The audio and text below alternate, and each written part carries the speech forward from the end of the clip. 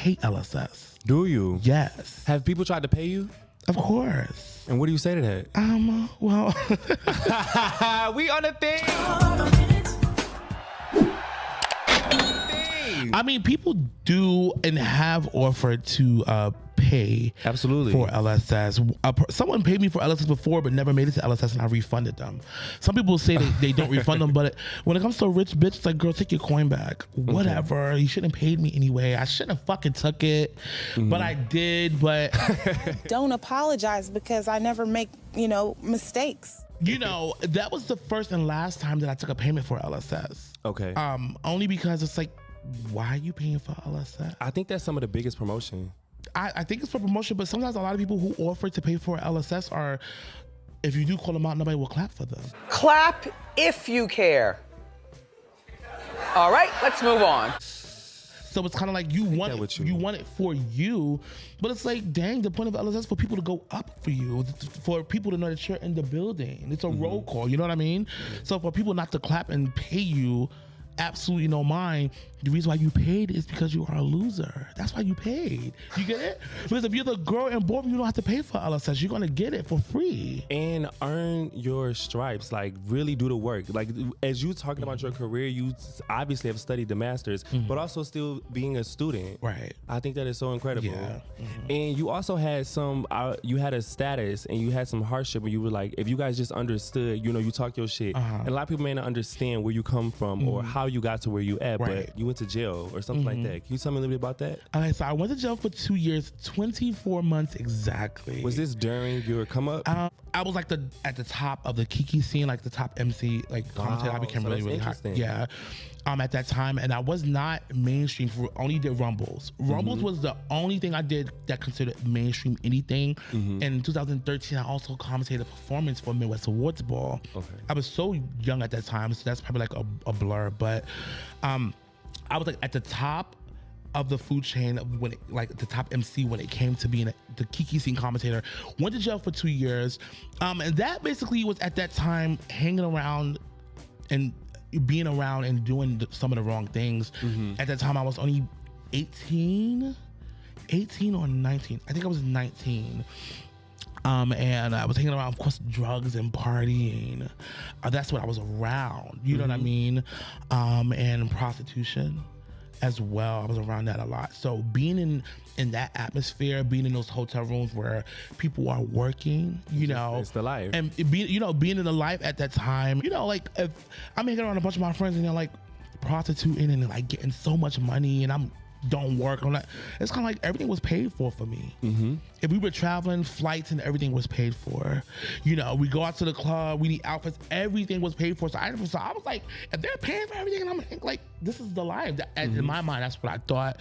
Being around those hotel rooms and, prostituting and doing that type of stuff got me caught up, and someone, getting robbed and it's just being in the wrong place at the wrong time. It really was the wrong place. Right? And I had a lot of issues back then with the being wrong place, wrong type of gigs and getting caught up. Yeah. So I wound up getting in trouble for something I had nothing to do with. I went to jail for 2 years for robbery, attempt robbery, right? And like, I could speak about this because I don't care, because I like to see I like for people to know when I was at my lowest to now see where I am now and see the growth in that. So I'm excited, excited to tell my story and let people know, like, I fucked up.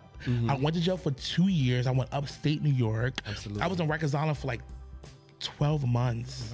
Yeah. Like I was at Rikers for 18 months. They say that place is scary. It was really, really terrible. I was there for 18 months. And then the remainder of the 6 months were in freaking upstate like Franklin Correctional Facility.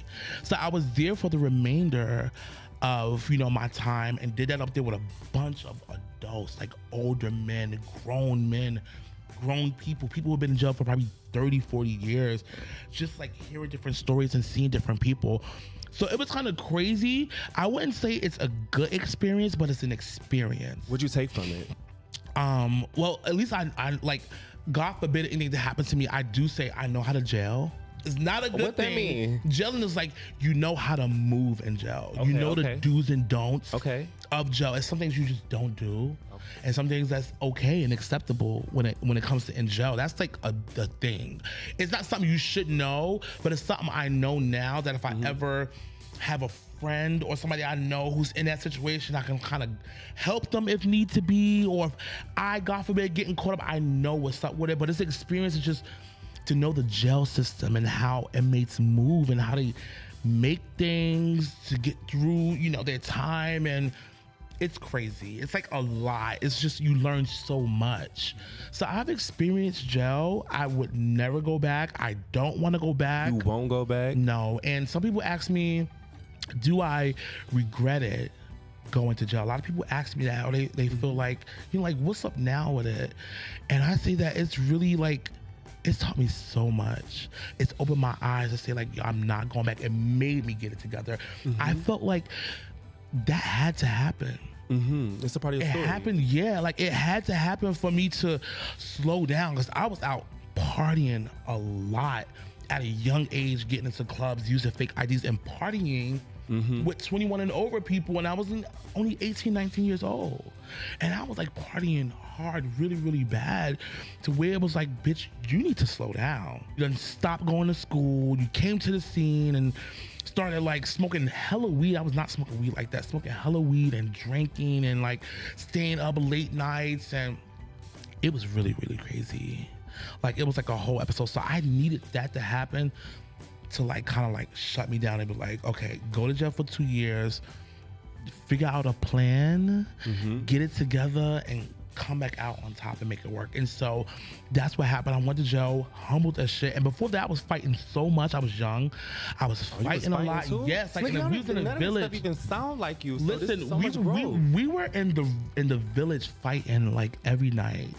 Me and my like girls, like, oh my God, it's like so many stories. We be in the village fighting so much. It was just really, really hectic. Like, we would beat people up, jumped. It was so crazy. So I needed that to happen for me to be humble. I got out, and when I got out of jail, I gained weight. Oh my God, I was so slim. That picture you showed was like so slim. But I got out. When I got out, 2 days after I got out of jail, I commentated a ball. You see? I got booked like 2 days. You see? That's the universe. That's the universe. Shout out to Nico. Nico Lanvin, Old Navy. He heard, yo, he wrote me and was like, yo, you out? And I'm like, yes. He like, yo. You out, buddy. He's like, yo, you're booked for Old Navy ball. And I've done all the Old Navy balls for the past few years. And so, but they didn't have one when I was locked up. And when I got out, that was the one that they had back after the 2 years. I have a question. Do you hang out with any of those people that you used to hang out with? Not really. A lot of them I really don't. Tutu, that's my best. Tutu's probably one of the only ones. Yeah, I love Tutu. She's probably one of the only ones I still hang out from that, you know, from back in the day. She'll probably be the only one. I still see a lot. I see Sheree. I see Sheree. I see Marquita, the one who brought me out. I see her. Okay. So I see a few faces, definitely. And now that you are who you are, because you're a big deal, let's be very clear. You have to be reserved, and you're not so accessible. What is that like for you? I like now I'm starting to be back out in New York and partying. But I do have to be very careful when it comes to being around people, because I just don't know what people's motives are. I was going to ask you about that. Yeah, it's kind of tricky, because I don't know, like, if somebody, life is tricky, but like, hear me out. It's like, I have to place everyone in categories, right? And it may seem like it's a lot, but I promise you, in the long run, it makes everything more smooth for you. Okay. You have to figure out who's just strictly your friend. Yeah. Who's trying to social climb or get clout off of you. You have to categorize them. How can you tell? Like, I mean, it takes time, and sometimes you will gag that you might call somebody your friend and it's just a clout chaser. Damn, they just want to be around so you. So now it's all you just arrange them as you go. And you just deal it's with so them. Crazy. It's kind of like, you know, the blocks, you're just arranging them where they need to go. It's so crazy. I thought you was up here, but you really got Yes, you're putting a triangle with a triangle, and you say, oh, you're not a triangle, you're really a square. Yeah. So it's like you're changing the blocks and you're mixing. It's kind of like a switchboard. Okay. In your head, you're kind of like, all right, y'all, it's no longer a friend, it's a clout chaser. Now we have to move it. My team is moving it. Yeah. The team. And so you have to categorize. Some people is just cool on social media. Shout out to the social media friends that we never met with major support. Love them. Yo, we love them. Love them. And sometimes you have them type of friends you don't need on social media, but you like them in person. Love them. Yeah, I block people all the time. I believe it. And it was so funny. I believe every it. time I block somebody, it's more of an issue. Yeah, because bitch, why you block me? Yo, they be so mad once you block them. And I be like, I blocked you so that we wouldn't have to do this. But I blocked you and then we're still doing it. So it's like either way you put it, we got into it. Yeah, and they gonna see you because you be outside. Yeah. Snookie, is the album coming? I have an EP coming. I'm working on it now with the legendary Byrell the Great, the international Byrell. So he's gonna be producing it. He actually, I love that I have a lot of friends in different areas doing different things. He's like the best DJ in New York City. And he was like, he was like, yo, let me produce your EP. Like, please make an EP. Yeah. So it's kind of like, it works in my favor, and his like, Byrell's like the greatest. Shout out to Byrell. So it's like I'm helping him and he's helping me. We're helping each other. That's what we're supposed to do. Yeah. So like I didn't have to go look for a producer or people. He has everything. He has a whole studio in his house, everything. It was when Selvin used to put out, like, he has these 2 songs on YouTube, and they're my favorites. And now it's good that I can beat that bitch. You want to get some feet, bitch? They can smell your feet, bitch. Like those 2 things, and I'm so happy because now you hear that? That is so like. Listen, you can tell she recorded that in a crib. Like. And we need it. And so because of where Selvin is now, it's like we can listen to that and go back. So I'm like, Snookie, I need that from you as well now. Yeah. Mm-hmm. Why you like? I need it now. Yeah, right a lot of stuff I have is like on SoundCloud that are lives. Yeah, I want you. You know what to do. Yeah, absolutely. I know. I used to be on that type of time where I used to say, people used to be like, you don't have no music. You don't have no music. Yeah, bitch, that's because I want you to come see me live. So come to my show. A lot of people gag. I was like.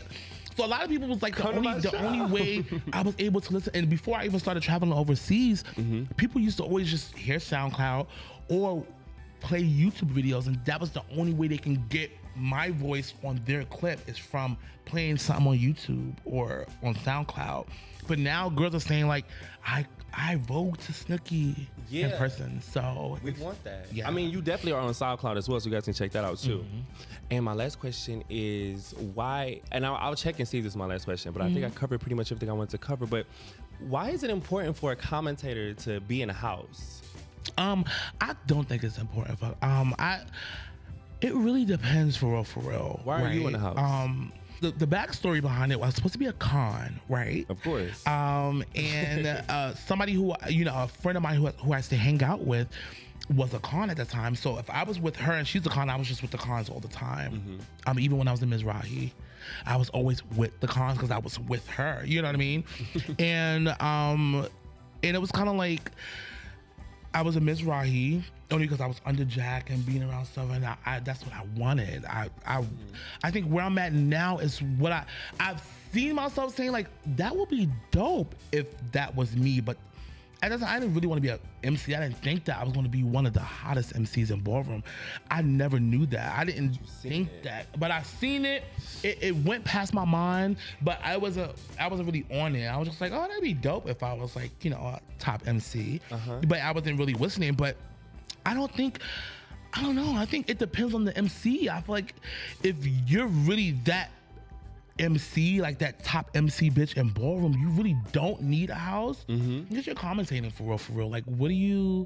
Yeah. You know what I mean? But we start to miss like the house meetings, the family trips, the family weekends, your house weekend, or it's so lit, and it's like it's fun when you're 007 and you can kind of go to everybody's cookouts and this and that, but then you also can't go to certain stuff. Yeah, because you know, they're like, it's like when West Weekend comes, it's kind of like if you're not in the house, you don't have no weekend. You're just like waiting for cookouts and, open meetings or open get-togethers and just hope to be invited. And you don't want that. So you love the family oriented, you love the support. And so like me being a West, I love it. You know what I mean? Like they fucks with me for real, for real. I think it goes great with your story and your legacy because West is a new legacy. You're the new commentator. So it just kind of just, like, it's this whole thing. And like the House of West was already out before I came. So for me, it was like, I wouldn't say new, but fresh. You know what I mean? If you will, the new direction. Right. It was given new direction. It was given fresh. And at that time, I told you I wanted to be a con. And I was like telling James, I was so young at the time. And I was telling James, like, I was like, yo, I was so young. And I was like, yo, James, I want to be a con. And he was like, mm-mm. He said, wait. No, he was saying no like that. He was saying wait, because at that time it was transitioning from con to West. And he was on the back end. He loved to sit on stuff. Yo, I love it.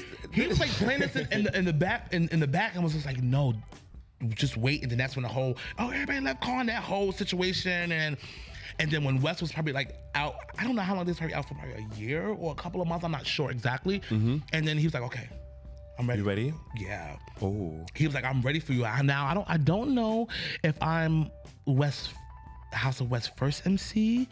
I don't know if Chazzy was in the house before me, but I was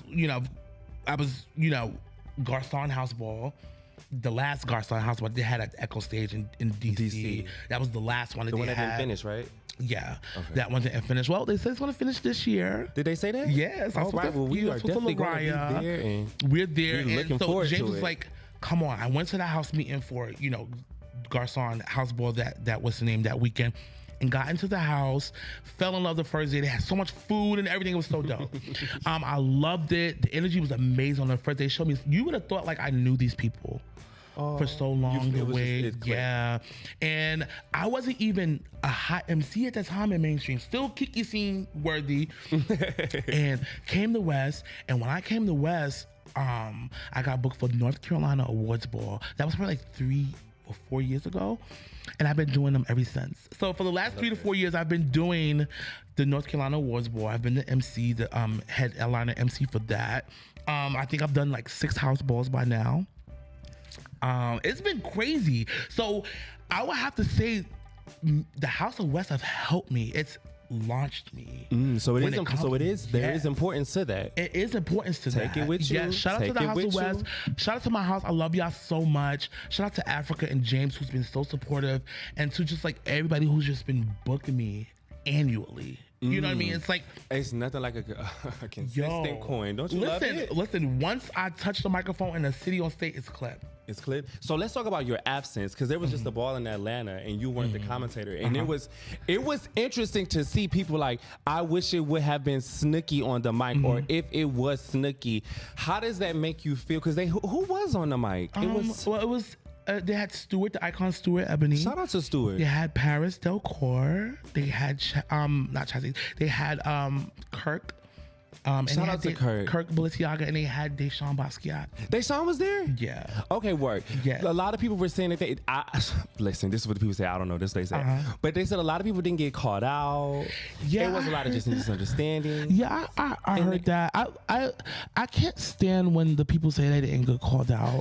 You don't like that? That is so loser. It's kind of like, so what? Like, like I told you, I hate doing all the stuff. And that's one of the reasons. Yeah. That's one of the main reasons, because people don't like me after. They feel like it's shade, that it's beef. It's just like, bitch, it's not that deep to me. Like, you really, really want one? You gotta think about, I want to grab their hand and say, come on, let's just go to one now. So you can sleep better at night. But no, I think people should know this. I think people should know this. If you can't give it to the people, let them know I am. You can tell them. I'm running a full ball here, sweetheart. Yes, I have to run a full ball. It's not personal. Yes, and not only that, I'm juggling. First of all, let's say that I did bridge the gap between mainstream and ballroom, and Kiki scene. Only because of the fact that it's a proven fact. A lot of people that was in the Kiki scene wouldn't walk mainstream like that for real. They started to get comfortable with seeing me on the microphone to have the comfortability to wanting to walk. This is years ago, way before now, like a couple of years ago. The girls felt comfortable on the mic, and a lot of people have wrote me and said, like, you made me comfortable walking my How'd it make you feel? It made me feel good as hell. Snookie. Because it reminds me that I'm doing something right. It also corrects the losers and the weirdos that possibly says that I don't do anything for them, that I didn't spark a few of their careers. I sparked a lot of careers. Absolutely. You know what I mean? And I think that MCs in total. When it comes to MC Deborah, now retired and not being an MC, has made a lot of people. Just by a LSS, constantly a LSS chant. is kind of like making people know who you are. That's what it's You for. know what I'm saying? That's what it is. And it kind of hyped up. When we give these introductions before people walk or give them their roses, that sparks careers. I love it. You know what I mean? We have commentated for people who have won thousands of dollars. You've been there to see it. People, we have commentated for people winning way more than what we get paid. And it's kind of like that DJ with that right beat and that MC with that right chant and that energy. You are now the girl. You, and then you're now that $5,000, $2,000, $1,000 girl. You know what I'm saying? You don't want all these thousands because that MC and that DJ did day one for you. But a lot of girls like to sweep that under the rug. And back to what you said about, I was watching the live in Atlanta. I spoke with Ms. Lawrence. Shout out to Ms. Lawrence. That's not the Last Purpose Ball that's collaborated with Pepsi. They're doing more in the future, and I'm sure them figuring out the do's and don'ts moving forward. They will correct the action moving forward and figure it out. I spoke to Ms. Lawrence. She was live, talking about the ball, and I spoke to her. She was like, I had to be in Paris that weekend, and she was like, listen, this is not the Last Purpose Ball. Like, we still have more MCs. Like, this is not the last of it. I was watching the live, and I seen people saying, where's Snookie? Where's Jack? And what's so funny to me, I told somebody this the other day. I said, seeing that throughout the comments that they were saying Jack and Snookie specifically together, which is kind of crazy. I love it. But also I looked at it and said, dang, that was me. Back in the day when I used to like commentate, people used to be in the comments saying, where's Kevin? Where's Selvin? Where's Jack? Yeah. They used to do that to me as well. So to see that now is kind of mind blowing. I was like, what the fuck? I said, I remember they used to do this to me. I'm so happy for you. And so now it's like, I'm happy, but I love my other MCs. Shout out to all the other MCs, the commentators, the newer generation. Of course, shout out to all like the legends and icon MCs before my time. Absolutely. I think you did a great job of that. Yeah. But is it true that you prefer to be booked by yourself? I'm trying to be nice because you kind of cute, but don't do too much. Yeah. It is? I mean, like, if it, like, a lot of MCs will tell you that. Like, you know what I mean? Like, I enjoy commentating with any MC that I listed before my time. Deshaun, Greg, Kevin, Selvin, Jack. Yes. Put me on the mic with them. I don't mind. Okay. I think now I've commentated with every MC. You have. Like any MC you see commentating, I've did a ball with them before. When it comes to like now, and it's not no shade to any other commentator when I say this, I love MCing with people sometimes, and sometimes I just feel like when the ball is over, it's like, damn, I could have did this by myself. Yeah. And I actually could have got the coin that they got and just give. But that's a problem too. And I spoke to James about this, is that when ball promoters throw balls, they love to pay two MCs, but when it's one MC, they don't like to pay what they would have paid two MCs. We gotta fix that. We have to fix that. We have to fix that in Ballroom, because you do the most work. Yes, and we also have to fix MCs having to wait 2 hours after the ball to get paid. Oh. Is that true? Yeah. You have to wait? Listen, it's bad, and some people might go back to watch this and say, dang, why you got your coin before you did it? It's like, yeah, but we know the culture. Like, come on, y'all. Don't be that yeah, girl. That's what that's this the culture. is. Let's That's be how clear. it's been. Come Even on. Selvin has read, you can find a clip on YouTube, Selvin reading and saying, y'all ball promoters, stop making us wait for our coin 2 hours. We're not the cleanup crew. No shade. Like, why do we have to be on the microphone for hours, sometimes over hours, and sometimes we don't get paid for overtime when we go past the time? I don't play that now. Now I'm on it. If the MC don't show up that I'm supposed to MC with, I need that coin. And if we go over the time that's promoted, if it says 2 a.m. we go over, you're gonna pay me for that. I'm not playing with nobody, because this is now, Ballroom is starting to become a big thing. It is. It's starting to be mainstream. And it's a huge business. Yes, it's a business. Let's be very clear. This is a business. And so it's not personal. Strictly financial. Yeah, and it's not personal. I take deposits. If I don't have deposit, I won't be there. I take deposits. Absolutely. I would not be there if I don't have a deposit. It won't be on my calendar. At all. Yeah. Ladies and gentlemen, legendary. Yes. Snookie West. You know the vibes. No Order Without Chaos. So we talked. Can we call y'all back though? Yes, you know the vibes. Oh my God. I think we got it all up. I think we did. I think we got it all up. Thank you, sis. I love you.